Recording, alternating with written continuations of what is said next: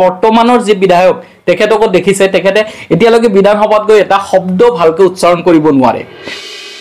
দুই লাইন কথা ক'ব গ'লে তিনিটা শব্দ তাতে ভুল হয় সেই ধৰণৰ প্ৰাৰ্থীক আমি নিৰ্বাচিত কৰিলে আমি প্ৰত্যেক বছৰ সমস্যাত আমি জৰ্জৰিত হৈ থাকিব লাগিব বিচক্ষণতাৰ ক্ষেত্ৰত যদি আপুনি মোক সোধে জনাব আফজালুৰ ৰহমানৰ নামটো মই ক'ব বিচাৰিম সমাজ সেৱা ছ'চিয়েল ৱৰ্কাৰ শব্দটো আজিকালি সবে টেগ হিচাপে লৈ লৈছে দুজনে দুই বস্তা চাউল দিলে তাকো সমাজ সেৱক ক'ব লাগে হ'ব যেতিয়া ভাল মানুহ সমাজ ৰাজনীতিত এণ্ট্ৰি কৰিব বেয়া মানুহখিনি আল্টিমেটলি গুচি যাব যুৱ সমাজ ওলাই হওক ৰাজনীতিত এষ্টাব্লিছ কৰক নিজকে তেতিয়াহে আমাৰ সমাজখন পৰিৱৰ্তন মোৰ সৈতে আপোনালোকৰ সকলোৰে পৰিচিত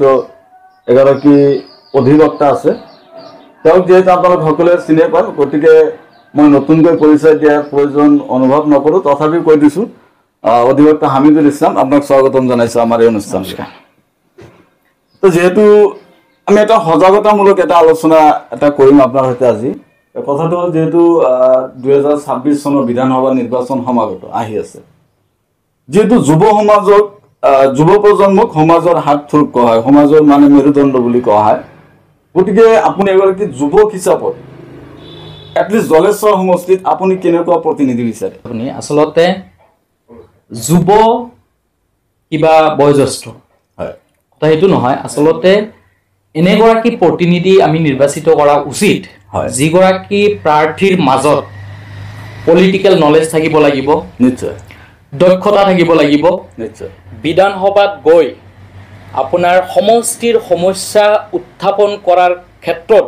তেখেতৰ বলিষ্ঠ পদক্ষেপ লাগিব আৰু সেইকাৰণে সেই প্ৰাৰ্থীগৰাকীৰ কিছুমান কোৱালিটি থকা দৰকাৰ সেই ব্যক্তিগৰাকী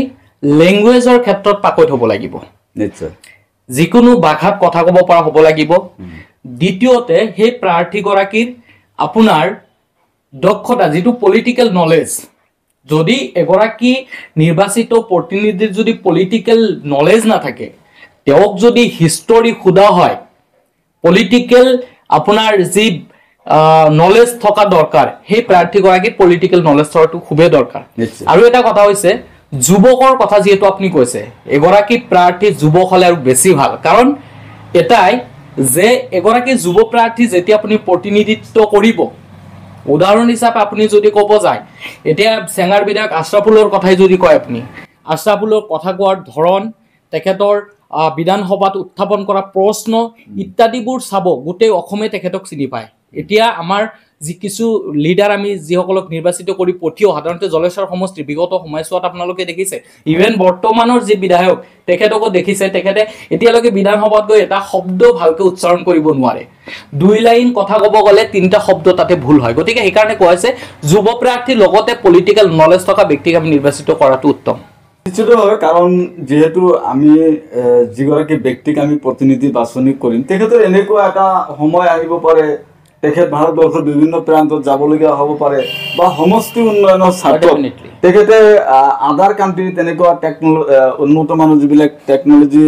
মানুহ থাকে বা তেনেকুৱা এক্সপাৰ্ট মানুহৰ সৈতে যদি সেইগৰাকী প্ৰতিনিধি যেতিয়া কথা পাতিবলগীয়া হ'ব পাৰে বিশেষকৈ যেনেকুৱা মই জলেশ্বৰ সমষ্টিৰ কথা কৈছোঁ জলেশ্বৰ সমষ্টিত এটা আপোনাৰ জ্বলন্ত সমস্যা হ'ল আপোনাৰ ব্ৰহ্মপুত্ৰ নদীৰ গৰাখহনীয়া এতিয়া যদি এই গৰাখহনীয়া ৰোধ কৰাৰ কাৰণে আপুনি ফ্ৰান্স বা জাপান বা আমেৰিকাৰ যদি এক্সপাৰ্টৰ সৈতে আপুনি কথা ক'ব বিচাৰে তেতিয়াহ'লে সেই মানুহজন বা সেই প্ৰতিনিধিগৰাকী কেনেকুৱা ভূমিকা হ'ব লাগিব কিমানখিনি ভাষা জানিবলগীয়া হ'ব ডেফিনেটলি সেইগৰাকী ব্যক্তিৰ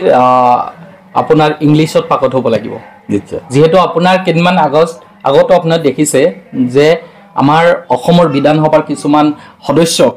বাহিৰলৈ পঠিওৱা হৈছিলে আপোনাৰ এটি সজাতি দল হিচাপে তাতে এউডিএফৰ দুগৰাকী বিধায়কক পঠিওৱা হৈছিলে আপোনাৰ দলগাঁৱৰ বিধায়কক পঠিওৱা হৈছিলে আমিনুল ইছলাম চাহাবক পঠিয়াইছিল তেওঁলোকে বৰ সুন্দৰকৈ ইংলিছত তেওঁলোকে সেই আপোনাৰ প্ৰগ্ৰামত আগভাগ লৈছিলে ইংলিছত ধুনীয়াকৈ আপোনাৰ পটকৈ কথা কৈছিলে তেওঁলোকে গতিকে এনেকুৱা এগৰাকী প্ৰাৰ্থীক আমি নিৰ্বাচিত কৰি পঠিয়াব লাগে যিগৰাকী প্ৰাৰ্থীৰ আপোনাৰ লেংগুৱেষ্টিক প্ৰব্লেম যাতে নাথাকে কথা কোৱাত যাতে তেওঁলোকৰ কোনো প্ৰব্লেম নহয় এতিয়া আপুনি আমাৰ জলেশ্বৰ সমষ্টিৰ বিধায়কৰ কথাই কওক আমাৰ এমপিৰ কথাই কওক তেওঁলোকে দুটা শব্দ হিন্দীত ভালকৈ ক'ব নাজানে গতিকে সেই ধৰণৰ প্ৰাৰ্থীক আমি নিৰ্বাচিত কৰিলে আমি প্ৰত্যেক বছৰ সমস্যাত আমি জৰ্জৰিত হৈ থাকিব লাগিব প্ৰিয় দৰ্শক আমি আসলে কিছুমান কথা স্পষ্ট কৰি কোৱা ভাল আমি কাকো সমালোচনা কৰাৰ কাৰণে আমি এই আলোচনা চক্ৰলৈ অহা নাই কিন্তু যেহেতু আমাৰ ভৱিষ্যত আমি প্ৰতিনিধি আমি নিৰ্বাচন কৰিম বা উল্লেখ কৰিব লাগিব যে আপোনাৰ বৰ্তমান যিখন জলেশ্বৰ সমষ্টি এই সমষ্টিখন প্ৰায় দৈৰ্ঘ্যত প্ৰায় 80 কিলোমিটাৰ আৰু জনগাঁথনি অৰ্থাৎ ভোটাৰ হিচাপত যদি আপুনি চায় প্ৰায় 2,27,000 ভোটাৰ আছে গতিকে এইখিনি মানুহৰ দায়িত্ব থাকিব লাগিব বা এইখিনি মানুহৰ প্ৰয়োজন বা আশা আকাংক্ষা পূৰণ কৰাৰ ক্ষেত্ৰত কিন্তু সেইগৰাকী প্ৰতিনিধিৰ এটা গুৰু দায়িত্ব থাকিব গতিকে আপোনাক মই এটা কথা সুধিম যে আপুনি যেহেতু জলেশ্বৰ সমষ্টিৰ হিষ্টৰী জানে গতিকে বিগত দিনত যিসকল বিধায়ক হৈছিল তাৰ ভিতৰত আপোনাৰ হিচাপত আপোনাৰ দৃষ্টিত বিচক্ষণ বিধায়ক কোন আছিল বিচক্ষণতাৰ ক্ষেত্ৰত যদি আপুনি মোক সোধে মই তেতিয়া হয়তো মই ভোটাৰ নাছিলো মই এটা সময়ত শুনিছো যে আমাৰ জলেশ্বৰ সমষ্টিৰ এগৰাকী বিধায়ক আছিলে তেখেতে মিনিষ্টাৰো আছিলে জনাব আফজালুৰ ৰহমানৰ নামটো মই ক'ব বিচাৰিম বাকী তাৰপিছত যিমান বিধায়ক আছে তেওঁলোকক গোটেই অসমে চিনি নাপায় জলেশ্বৰ সমষ্টিৰ প্ৰত্যেকজন ৰাইজে চিনি নাপায় এনেকুৱা বিধায়কক আমি নিৰ্বাচিত কৰিছে এয়া আমাৰ কাৰণে বৰ দুৰ্ভাগ্যজনক গতিকে অনাগত দিনত মই বিচাৰো এনেকুৱা এগৰাকী বিধায়ক প্ৰতিনিধি হওক আমাৰ মাজৰ পৰা নিৰ্বাচিত হৈ বিধানসভালৈ যাওক যি গৰাকী বিধায়কে আমাৰ জলেশ্বৰ সমষ্টিৰ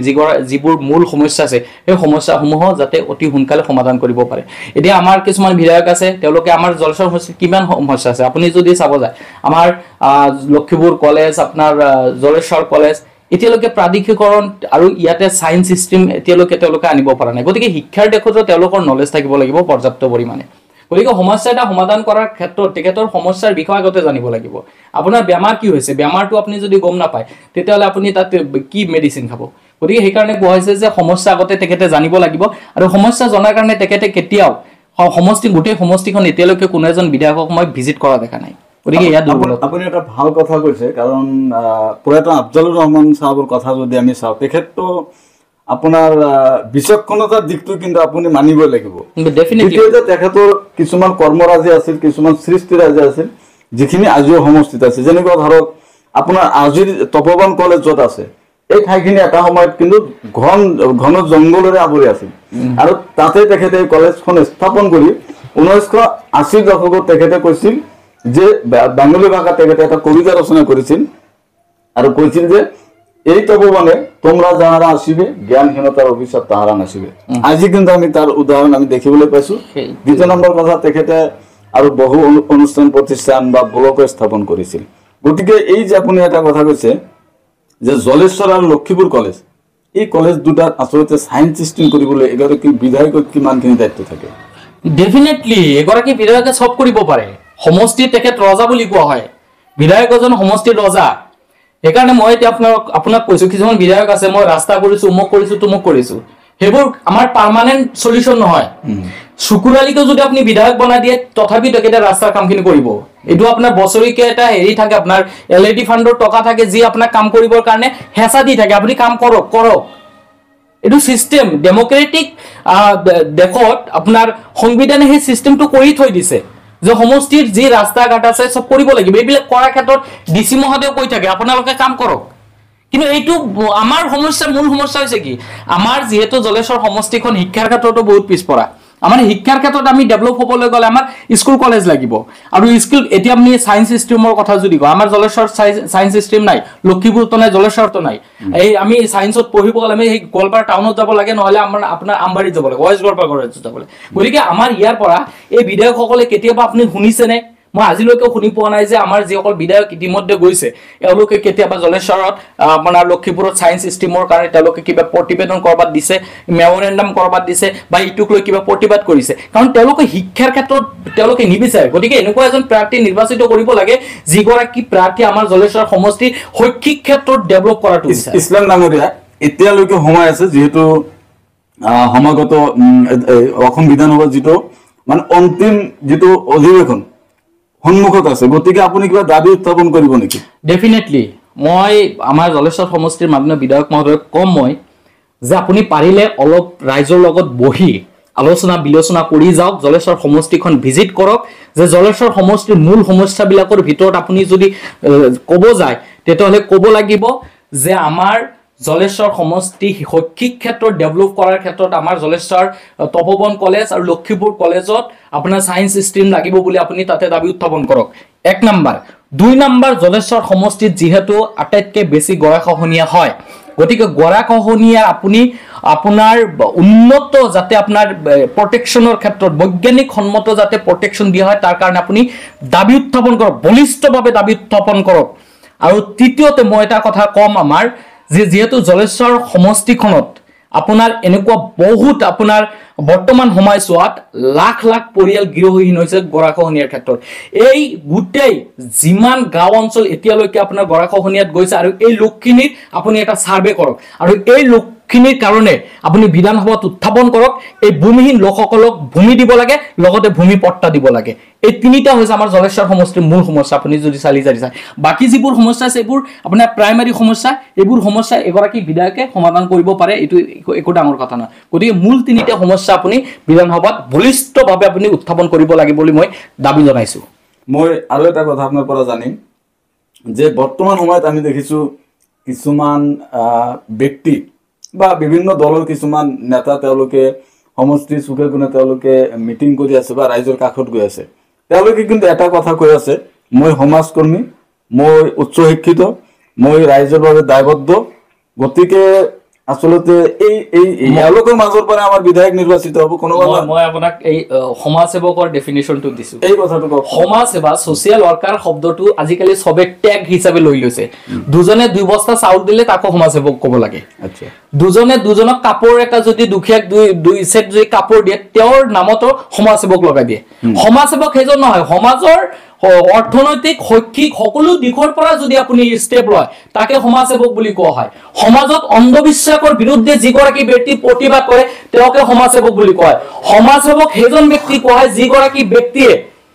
আপোনাৰ আমাৰ জলেশ্বৰ সমষ্টিৰ শৈক্ষিক দিশত কিছু কৰাৰ কাৰণে কোচিং চেণ্টাৰৰ ব্যৱস্থা কৰিব, বিনামূলীয়া কোচিং চেণ্টাৰ। আজি আমাৰ ইয়াত যিসকল দুখীয়া দৰিদ্ৰ ল'ৰা ছোৱালী আছে আপোনাৰ ভাল ৰেজাল্ট কৰাৰ পিছতো তেওঁলোকে কোচিং কৰিব নোৱাৰে কাৰণ কোচিংৰ ফিজ বহুত বেছি। গতিকে কোচিং চেণ্টাৰ, বিনামূলীয়া কোচিং চেণ্টাৰ খুলি দিয়ক যদি পাৰে। সেই তেনেকুৱা কাম কৰিলে সেইজনক সমাজসেৱক বুলি কোৱা। আজি মই 2টা কম্বল দি দিলো, কাৰোবাক সমাজসেৱক টেগ লগাই দিয়ে। আজি 2জন ফটো মাৰি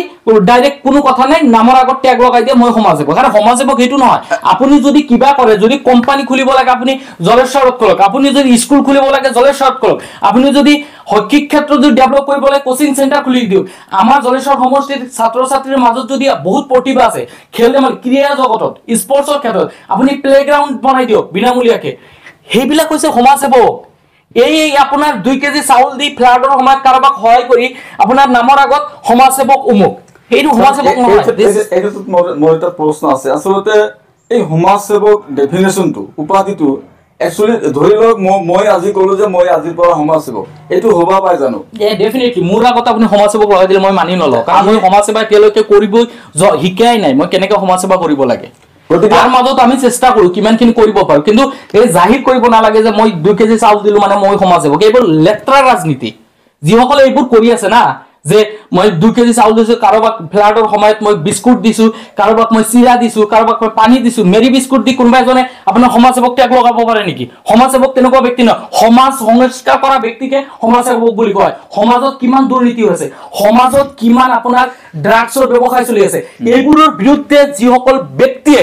প্ৰতিবাদ কৰে তেওঁলোকক আপুনি সমাজসেৱক বুলি কওক। আমাৰ গোৱালপাৰা জিলাত এগৰাকী সমাজ সেৱিকা আছিল, যদি আপুনি তেখেতৰ নামটো এবাৰ কয় মই খুব আনন্দিত হ'ম। এগৰাকী সমাজ সেৱিকা গোৱালপাৰা আমাৰ যিগৰাকী বাইদেউ তেখেতক পদ্মশ্ৰী এৱাৰ্ডো দিয়া হ'ল, আমাৰ ৰাভা বাইদেউ, বিৰুবালা ৰাভা বাইদেউ।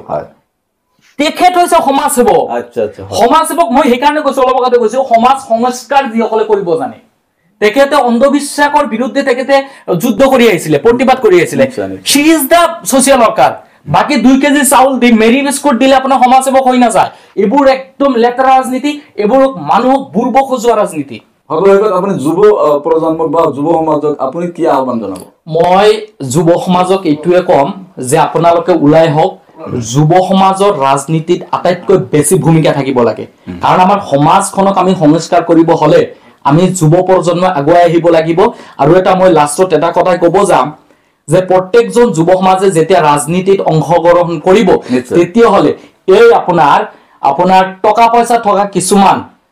মানে অসামাজিক আনচিভিলাইজ পাৰ্চনে তেতিয়া এই সমাজত বেয়া মানুহখিনি স্থান নাপাব। যেতিয়া ভাল মানুহ সমাজত ৰাজনীতিত এণ্ট্ৰি কৰিব, বেয়া মানুহখিনি আল্টিমেটলি গুচি যাব। সেইকাৰণে মই কওঁ যুৱ সমাজ ওলাই হওক, ৰাজনীতিত এষ্টাব্লিছ কৰক নিজকে, তেতিয়াহে আমাৰ সমাজখন পৰিব। যে আমাৰ যিসকল দলীয় হাইকমাণ্ড আছে তেওঁলোকে যুৱ সমাজক ৰাজনীতিত প্ৰাধান্য দিয়ক, তেতিয়াহে আমাৰ এই অনুন্নত অঞ্চলবিলাক উন্নতিৰ দিশলৈ গতি কৰিব। আৰু প্ৰতিগৰাকী লোকে আচলতে গণতান্ত্ৰিক যি অধিকাৰ, এই অধিকাৰ কিন্তু আপোনালোকে সমাজ উন্নয়ন বা দেশৰ উন্নয়নৰ স্বাৰ্থত কিন্তু এবাৰ হ'লে ভাবি কিন্তু আপোনালোকে আচলতে কাৰো ব্যক্তিগতভাৱে পক্ষ নলৈ আচলতে সমাজ উন্নয়ন বা দেশৰ উন্নয়নৰ স্বাৰ্থত কিন্তু আপুনি চিন্তা কৰাৰ প্ৰয়োজন আছে।